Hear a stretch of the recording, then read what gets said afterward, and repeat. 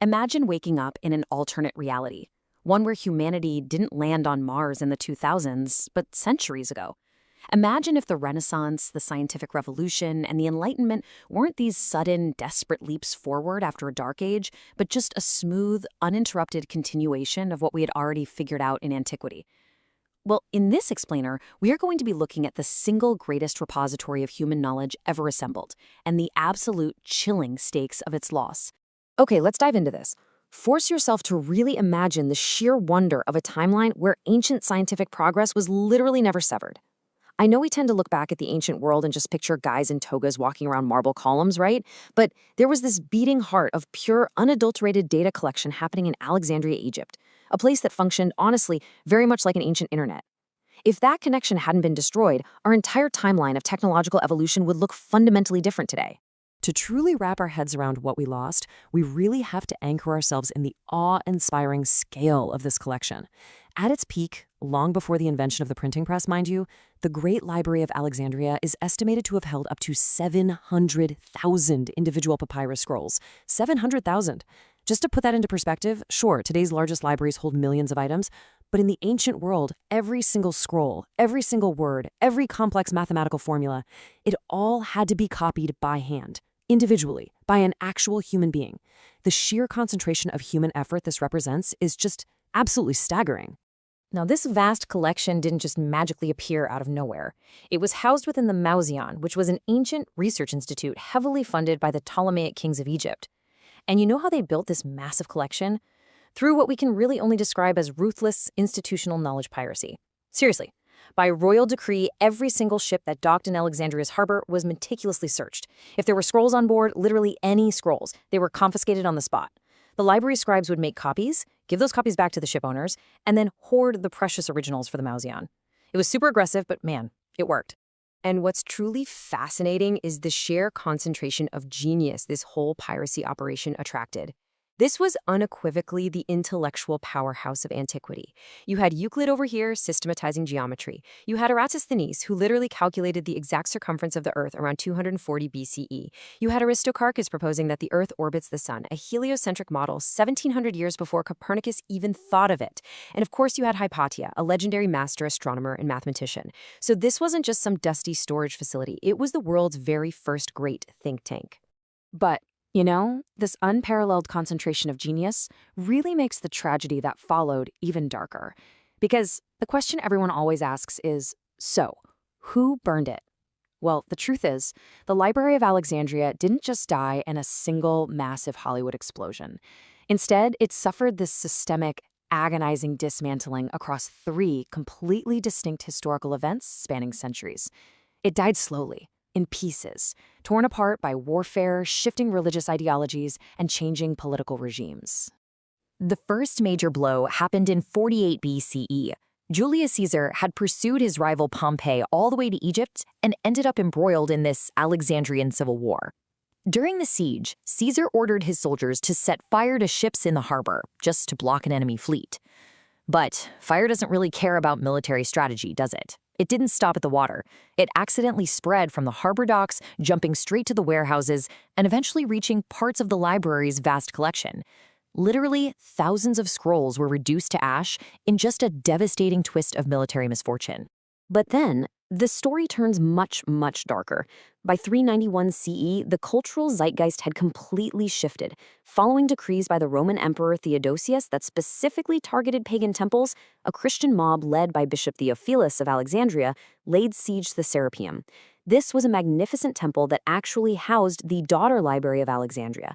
And listen, this wasn't some accidental fire. This was the deliberate ideological destruction of pagan knowledge and statues by an angry mob. Scholars were forced to flee for their lives, and a massive, irreplaceable portion of the ancient world's intellectual heritage was intentionally obliterated. And that brings us to the third destruction, the Arab conquest in 642 CE. According to accounts written centuries later, when General Amr ibn al-As took the city, he supposedly asked Caliph Omar what to do with the remaining books. The caliph's hotly debated reply was essentially this: if the writings agreed with the Quran, they were superfluous, and if they disagreed, well, they were heretical. So either way, they should be burned. Now, historians fiercely debate the exact historical accuracy of this specific account, but it does impartially highlight a terrifying historical truth that religious ideology and political power repeatedly and systematically threatened the last remaining archives of human history.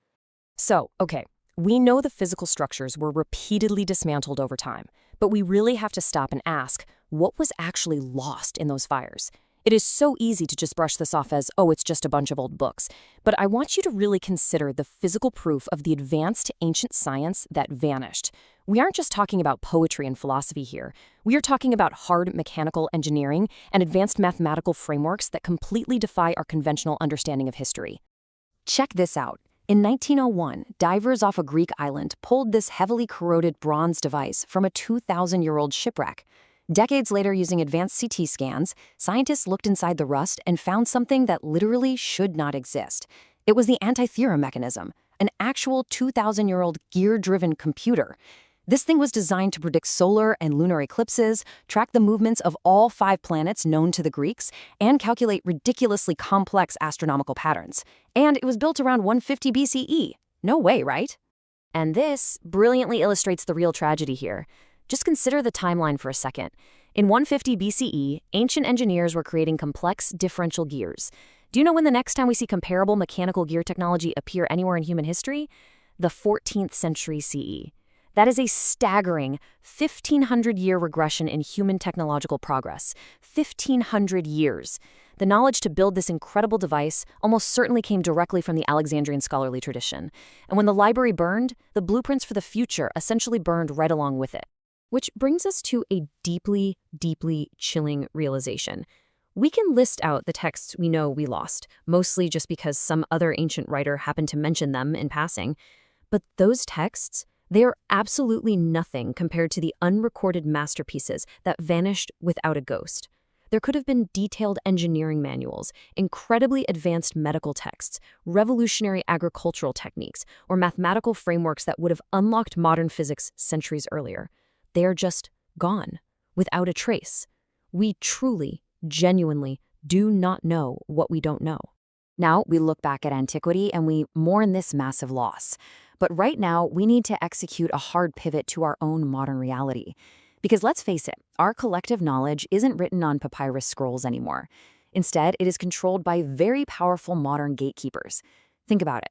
Today, knowledge is actively indexed by algorithms that are designed to surface what is profitable, not necessarily what is true. Groundbreaking scientific research often locked behind wildly expensive paywalls. Our entire digital history is stored on private, corporate-owned servers, and whole fields of scientific inquiry are routinely buried, not by fire, but by quiet administrative funding cuts. So the crucial point is, the dismantling of the Library of Alexandria wasn't just some freak one-time event in history. It actually set a terrifying pattern. The threats to human knowledge haven't disappeared at all. They've simply evolved. Those ancient accidental fires, they're replaced by algorithmic suppression.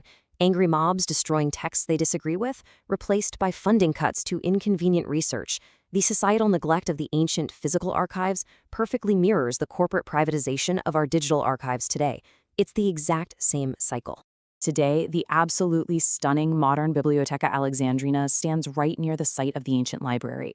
It's a beautiful tribute for sure, but honestly, it should also serve as a massive, glaring warning against our own apathy. Knowledge is incredibly fragile. The ancient library ultimately died because the people in power simply stopped believing it was worth protecting. It was destroyed by neglect, by shifting politics, by intense ideology, and by the slow creeping prioritization of power over truth. History shows us exactly what happens when we stop guarding our intellectual heritage. We really have to recognize that the preservation of truth requires active, relentless protection. If we aren't careful, future generations are going to look back at our digital era with the exact same tragic wonder that we feel for ancient Alexandria. They'll look at the massive gaps in our records and wonder what incredible breakthroughs simply vanished in the dark. What knowledge are we losing right now?